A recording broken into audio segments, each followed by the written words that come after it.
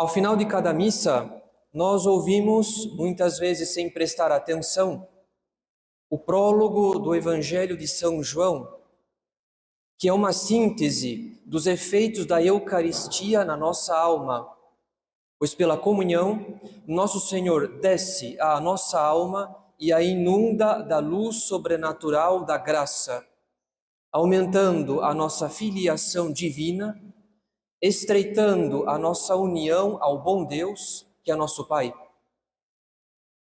Porém, o mesmo Evangelho apresenta uma triste realidade, quando diz: impropria venit, et sui eo non receperunt.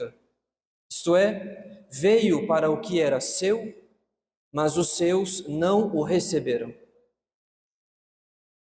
Nosso Senhor não foi recebido, em primeiro lugar, pelo seu próprio povo, pois foi esse mesmo povo que mais tarde gritou a Pilatos para crucificá-lo.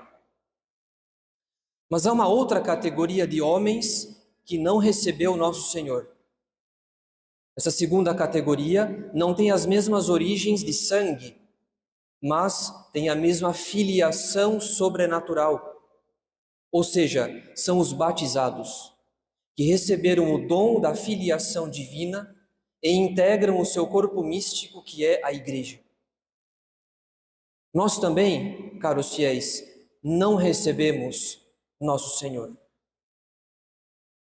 É certo que nós temos a virtude da fé, nós cremos que Jesus Cristo é Deus encarnado. Quem não aceitou o dom da fé foram os contemporâneos de Nosso Senhor, o seu povo, que o entregou à morte porque não acreditou em sua doutrina. Por outro lado, se temos a fé, se não rejeitamos o dom da fé, a caridade muitas vezes pode faltar. Quando caímos em pecado mortal ou nos acostumamos a viver em estado de pecado mortal. Nesse caso, a nossa fé é morta, a nossa fé não é vivificada, não é embebida pela caridade. E assim, ela não pode nos conduzir à vida eterna. Então não foram apenas os contemporâneos de Nosso Senhor que o rejeitaram. Todo batizado que não vive na graça santificante continua na própria vida aquela triste sentença do Evangelho. Veio para o que era seu, mas os seus não o receberam. É por esse motivo que no tempo do Advento, que é um tempo especial da graça, nós temos a oportunidade de purificar a nossa alma de todos aqueles obstáculos que cedo ou tarde nos conduzem ao pecado mortal. Seja os pecados veniais voluntários, seja a frequentação de ocasiões próximas de pecado mortal, seja algum apego desordenado que impede a nossa alma de crescer em virtude e torna a nossa alma mais vulnerável a uma queda em matéria grave. É certo que o demônio é o primeiro interessado em fazer-nos cair em pecado mortal, porque o pecado mortal extingue a presença do Espírito Santo em nossa alma. Porém, a estratégia do demônio é mais sutil, porque ele sabe que um coração contrito sempre retorna ao sacramento da confissão. Sendo assim, a estratégia do demônio não se resume no pecado. O demônio quer mais. Ele quer que a sua vítima pare de rezar. Ele quer que ela suspenda a oração, pois pela oração a alma sempre retorna a Deus. Quem afirma isso é um dos mais importantes padres da Igreja, Evagrio Pontico, quando ele diz no seu tratado da oração: que significa para os demônios a excitação em nós da gula, da impureza, da concupiscência, da cólera e do rancor e das outras paixões. É para que a nossa inteligência mais densa, mais pesada por causa delas, por causa das paixões, não possa rezar como se deve.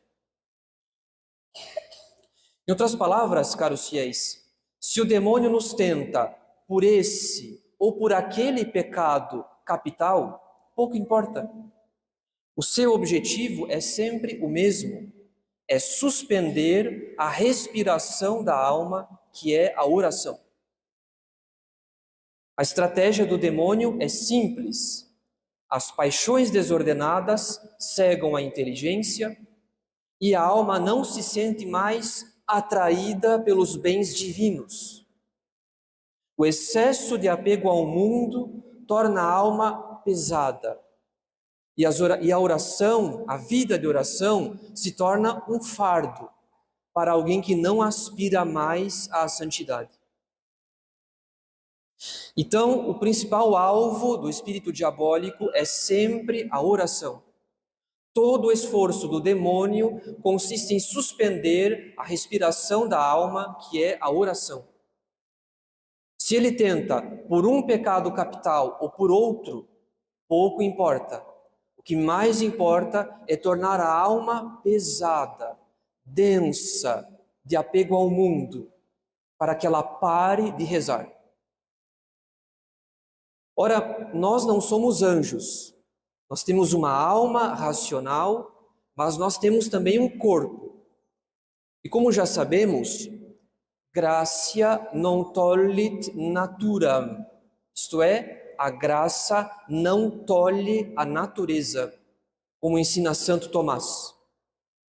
Deus nos dá a sua graça, mas a graça não anula a nossa natureza humana.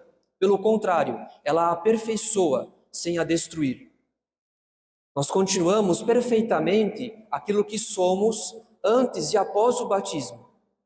A vida da graça não anula a nossa natureza humana. Isso significa que se nós não respeitarmos os limites da nossa natureza, ela não poderá servir à vida da graça. Ela não poderá cooperar com a vida da graça. Deus não fará um milagre permanente na nossa natureza, suspendendo o funcionamento normal da nossa natureza. Pelo contrário, se nós não respeitarmos os limites, as leis que regem a nossa natureza e a nossa saúde corporal, então a nossa natureza não poderá servir, não poderá cooperar com a vida da graça. Então esse é outro obstáculo muito sério para a vida de oração. Quando nós não respeitamos os limites da nossa natureza, da nossa saúde corporal, nós completamos, em certo sentido, o trabalho do espírito diabólico. Nós nos colocamos em condições impróprias para a vida de oração. Há obstáculos que vêm do espírito diabólico, são as tentações. Mas há obstáculos que vêm da nossa própria falta de reflexão, da nossa imprudência, da nossa inconsideração, e que terminam por sufocar a respiração da nossa alma, que é a oração. Esse obstáculo que vai contra os limites da nossa natureza é nada menos que o esgotamento mental. Nos nossos tempos, não faltam pessoas que se queixam de esgotamento mental. Há até mesmo transtornos relacionados com o esgotamento mental. O cansaço mental se tornou uma chaga em nossa época. Nunca houve tanto conforto, tanto bem-estar, porém, nunca houve tantas pessoas que se dizem esgotadas e desmotivadas. Ora, é certo que há um esgotamento que vem do trabalho, ou melhor, do excesso de demandas ou de cobranças no trabalho. Porém, há um esgotamento que é consequência de escolhas nossas, ou melhor, da nossa imprudência, das nossas más escolhas.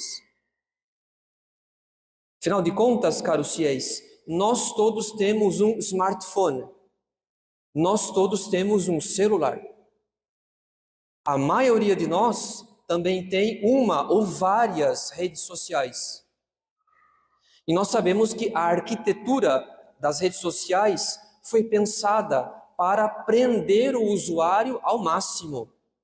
O usuário é induzido à perda de noção de tempo, em razão da velocidade acelerada das redes sociais. Vídeos curtos, publicações instantâneas, de curta duração, número de caracteres limitado, enfim, todas essas limitações servem para induzir o usuário a consumir só mais um pouco, e só mais um pouco. E de vídeo em vídeo, ou de story em story, ele perde a noção de tempo e pode passar horas conectado, como se o tempo tivesse parado. Além disso, há um outro mecanismo ainda mais importante: a hiperestimulação sensorial. Quando nós lemos um livro de literatura ou de história, é a nossa imaginação que trabalha para compor a cena descrita. O trabalho pertence todo à nossa imaginação. Nas redes sociais, pelo contrário, nos vídeos, enfim, no mundo virtual, nós somos estimulados sem nenhum esforço nosso. Cores vivas, cenas dinâmicas, passagem rápida de uma cena para outra, músicas vibrantes, enfim, há uma série de elementos que hiperestimulam o nosso cérebro para ele querer mais do mesmo, isto é, mais estimulação, mais recompensa barata, que não exige esforço. Mas quando ficamos viciados por recompensa barata, nós perdemos interesse por atividades que oferecem mais esforço e menos recompensa, pelo menos não uma recompensa barata. Atividades como ler ou estudar tornam-se um fardo, porque a recompensa dessas atividades vem a longo prazo. A conclusão de um curso universitário, a aprovação num concurso público, tudo isso exige muita constância, muito esforço e quase nenhuma recompensa a curto prazo. Ora, não é apenas o estudo que é prejudicado pela hiperestimulação das redes sociais. Quando nós desregulamos o nosso sistema de recompensa, o sistema dopaminérgico, a oração também é vítima, pois rezar não é uma atividade deleitável. Rezar é uma atividade árdua, que exige esforço, que exige constância, que exige luta contra as paixões desordenadas, inclusive contra o cansaço físico. Então, quando nós hiperestimulamos o nosso cérebro com recompensa barata, a oração se torna uma atividade odiosa.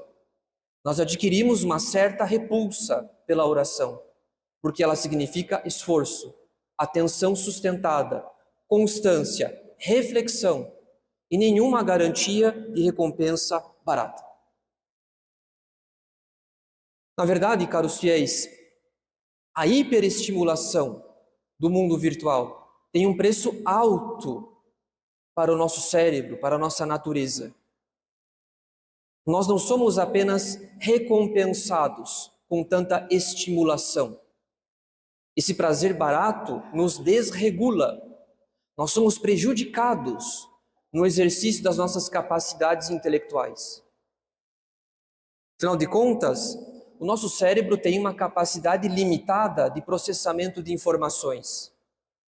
Quanto mais conteúdos rápidos, curtos, vazios, de pouco valor intelectual ou moral, de pouca relevância, mais o nosso cérebro se obriga a ficar constantemente em estado de alerta, sem que haja uma razão proporcional para esse gasto de energia. É como alguém que teme ser assaltado estando num lugar deserto. O seu estado de alerta é em vão, é um gasto inútil de energia. Então, esse estado de alerta de um cérebro viciado, que espera continuamente a próxima recompensa, causa a fadiga desses circuitos cerebrais. Ou seja, a partir de um certo limite, nós perdemos eficácia.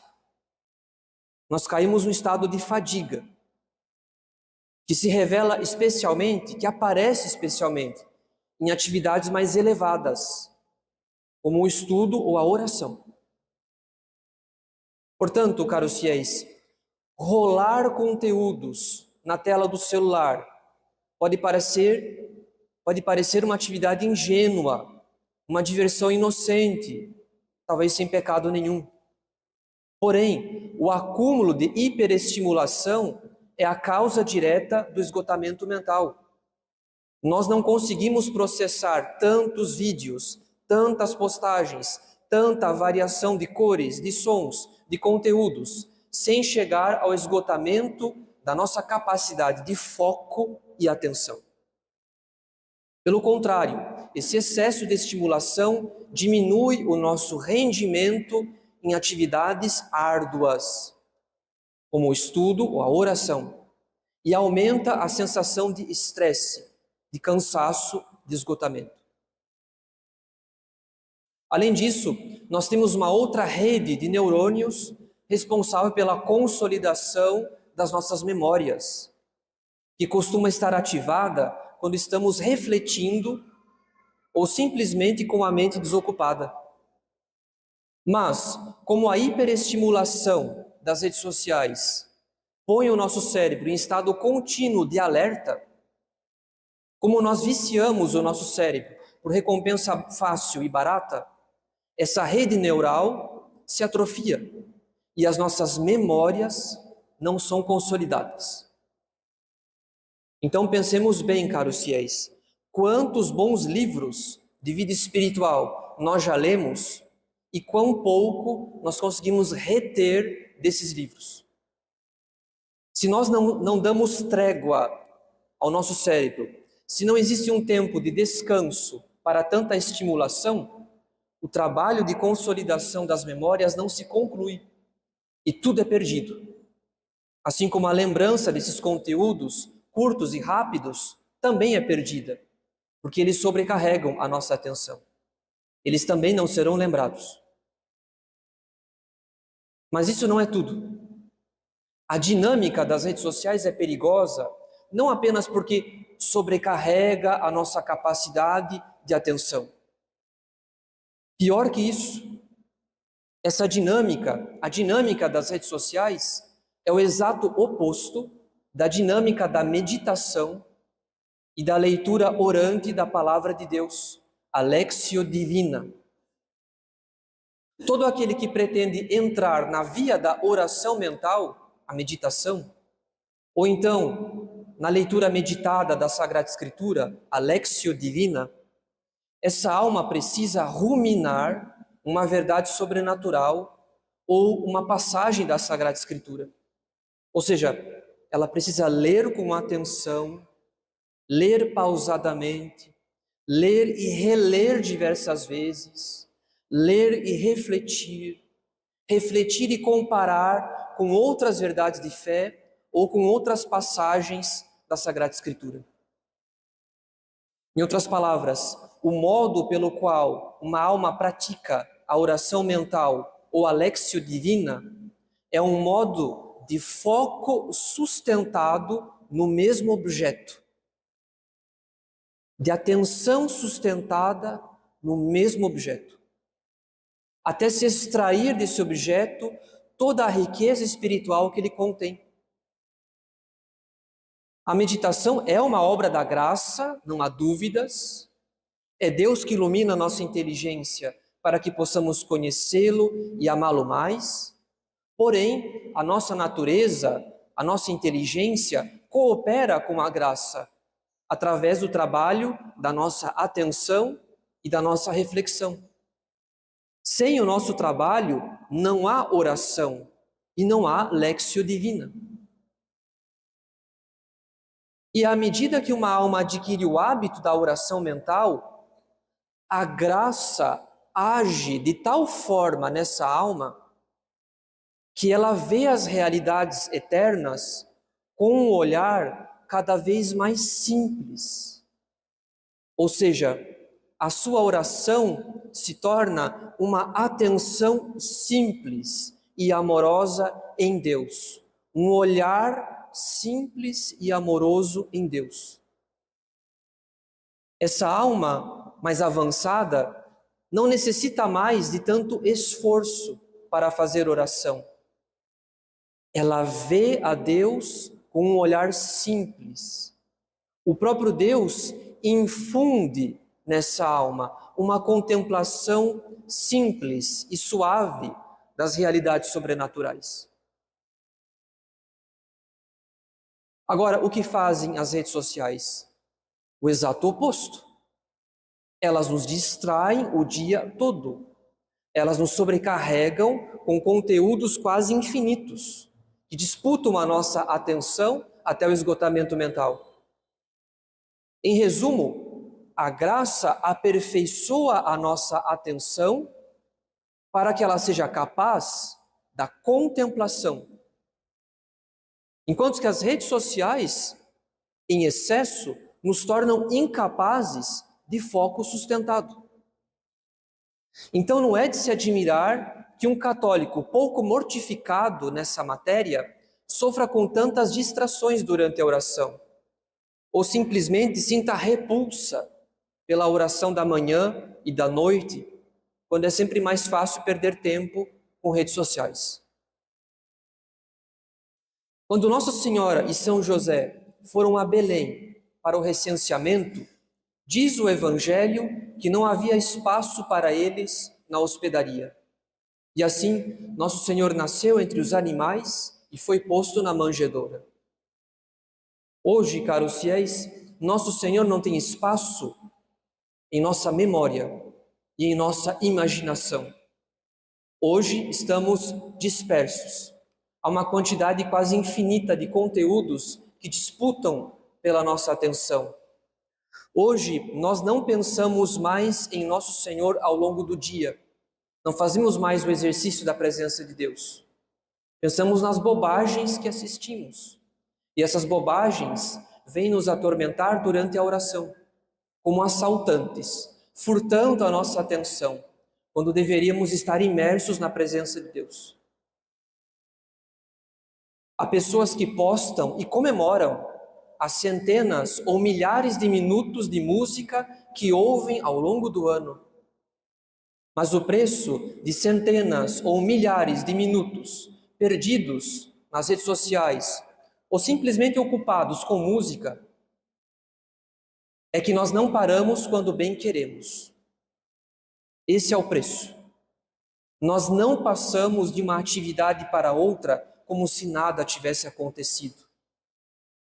Nossa natureza tem limites e essa hiperestimulação torna a nossa vida de oração ainda mais difícil, ainda mais pesada, ainda mais repugnante, porque durante a oração não tem estimulação nenhuma, não tem cores vivas, não tem cenas dinâmicas, não tem músicas vibrantes, agitadas ou sensuais. Há apenas uma alma em solidão com Deus, que muitas vezes não sabe o que dizer a Deus. Então pensemos bem, caros fiéis, se temos ou não uma consciência profunda desse mal que nos assola. Muitas vezes podemos nos confessar de distrações durante a oração ou de tempo perdido em excesso em redes sociais, ou então com vídeos ou com músicas. Porém, não é apenas isso. Esses são apenas sintomas de um mal maior, que é o fracasso da nossa vida de oração. Ou seja, uma alma que sempre reza com distrações voluntárias, que não dá conta de passar muito tempo recolhida, que não consegue pensar em nada durante a meditação, que vagueia durante a meditação, que sente muito tédio na oração e inclusive na liturgia. Essa alma se põe em condições impossíveis para crescer em santidade.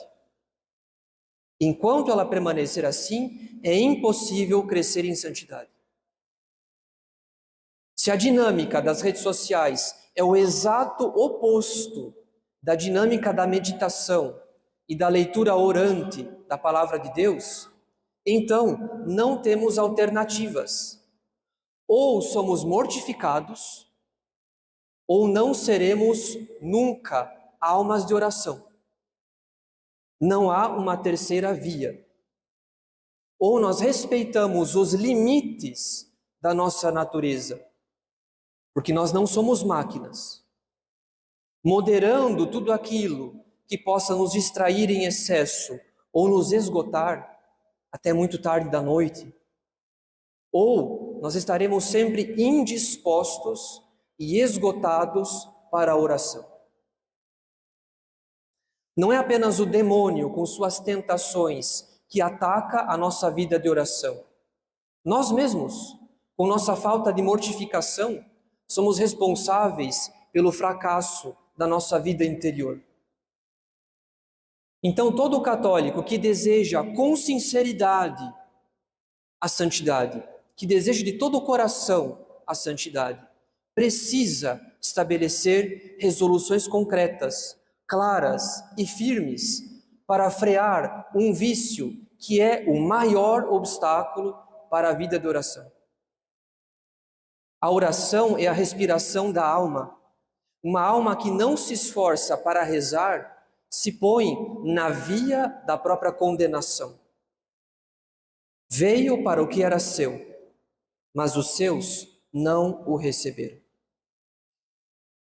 Em nome do Pai, e do Filho e do Espírito Santo. Amém.